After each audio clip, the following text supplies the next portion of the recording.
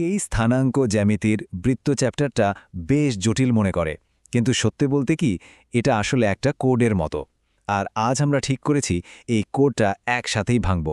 তো চলুন একদম বেসিক থেকে শুরু করে কয়েকটা ইন্টারেস্টিং সমস্যা দেখে নেওয়া যাক। আচ্ছা, একটু ভাবুন তো, এই যে এত বৃত্ত আমরা দেখি, সেটা ছোট হোক বা বড়, যে কোনো একটা বৃত্তকে পুরোপুরি চেনার জন্য বা আঁকার জন্য ঠিক কি তথ্য লাগে? মাত্র দুটো জিনিস। কি হতে পারে সেগুলো? উত্তরটা কিন্তু একদম সহজ। একটা হচ্ছে তার কেন্দ্রবিন্দু, আর আরেকটা হলো সেই কেন্দ্র থেকে পরিধির দূরত্ব, মানে ব্যাসার্ধ, ব্যাস। এই দুটো জিনিস জানলে কিন্তু যে কোনো বৃত্তের সবকিছু জানা হয়ে যায়। এটাই হলো বৃত্তের আসল ভিত্তি। তাহলে আজকে আমরা কি দেখব? প্রথমে আমরা বৃত্তের ব্লুপ্রিন্টটা বুঝব, তারপর এর সাধারণ সমীকরণের রহস্য ভেদ করব, আর কিছু ক্লাসিক সমস্যাও দেখব, যেমন 3টা বিন্দু দিয়ে যাওয়া বৃত্তের সমীকরণ বের করা, আর শেষে থাকবে একটা মজার রহস্য। ওকে, তাহলে আর দেরি কেন, চলুন শুরু করা যাক। যে কোনো বৃত্তের যে একদম মৌলিক একটা গঠন বা ব্লুপ্রিন্ট আছে, মানে এর আদর্শ সমীকরণ, সেটা দিয়ে আমরা শুরু করছি। এই সমীকরণটা দেখতে কঠিন মনে হলেও এটা আসলে বৃত্তের সংজ্ঞারই একটা গাণিতিক রূপ। সহজ ভাষায় বললে, বৃত্তের ওপর যে কোনো একটা বিন্দু, ধরুন x, y, সেখান থেকে কেন্দ্র h, k পর্যন্ত যে দূরত্ব, সেটা সবসময় ব্যাসার্ধ r এর সমান হবে। এটাই এই সমীকরণের মূল কথা। কিন্তু পরীক্ষার খাতায় তো আমরা সচরাচর এই সমীকরণটা দেখি না, তাই না? সেখানে একটু অন্যরকম আর একটু জটিল একটা রূপ ব্যবহার করা হয়। তবে মজার ব্যাপার কি জানেন? ওই জটিল রূপটার ভেতরেও কিন্তু এই সহজ ব্লুপ্রিন্টটাই লুকিয়ে থাকে। এই যে দেখুন, বাম দিকের আদর্শ রূপটাকেই যদি আমরা একটু ভাঙি বা এক্সপ্যান্ড করি, তাহলেই ডান দিকের এই সাধারণ রূপটা চলে আসে। তো এখন আমাদের কাজ হবে এই সাধারণ রূপটা দেখে কিভাবে এর ভেতরের তথ্যগুলো বের করা যায়, সেই কোডটা শেখা। খুবই সহজ, কিন্তু জাস্ট 3টা স্টেপ। প্রথমে x আর y এর সহগগুলো খেয়াল করতে হবে। সেখান থেকে -g আর -f বের করলেই কেন্দ্র পেয়ে যাব, আর তারপর g, f আর c ব্যবহার করে এই সূত্রটা দিয়ে ব্যাসার্ধও বের করে ফেলা যাবে। পুরো ব্যাপারটাই একটা সিম্পল ডিকোডিং প্রসেস।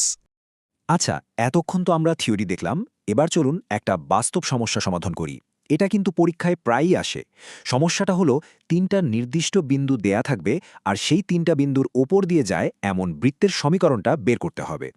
ধরা যাক বিন্দু 3টি হল -6,5, -3, -4 আর 2,1।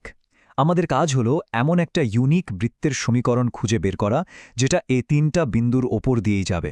আর হ্যাঁ, এখানে একটা জরুরি বিষয় হলো, বিন্দুগুলো যদি এক লাইনে না থাকে, তাহলে কিন্তু এরকম বৃত্ত একটাই আঁকা সম্ভব। তো এটা সমাধান করার পদ্ধতিটা বেশ চমৎকার। প্রথমে আমরা বৃত্তের সাধারণ সমীকরণটা নেব, তারপর একটা একটা করে 3টা বিন্দুকে ওই সমীকরণে বসাবো। এতে আমরা g, f আর c দিয়ে 3টা আলাদা সমীকরণ পাবো। এরপর শুধু এই 3টার সমীকরণ সমাধান করে g, f, c এর মান বের করতে হবে। ব্যাস, কাজ শেষ। দেখুন কিভাবে একটা জ্যামিতির সমস্যাকে আমরা পুরোপুরি বীজগণিতে নিয়ে এসে সমাধান করে ফেললাম। গণিত করার সময় মাঝে মাঝে এমন কিছু রেজাল্ট আসে যা দেখলে মনে হয় ধুর, কোথাও ভুল হলো। কিন্তু আসলে ওটা কোনো ভুল নয়, বরং খুব ইন্টারেস্টিং কিছুর দিকে ইশারা করে। চলুন এরকমই একটা রহস্যময় কেস দেখি।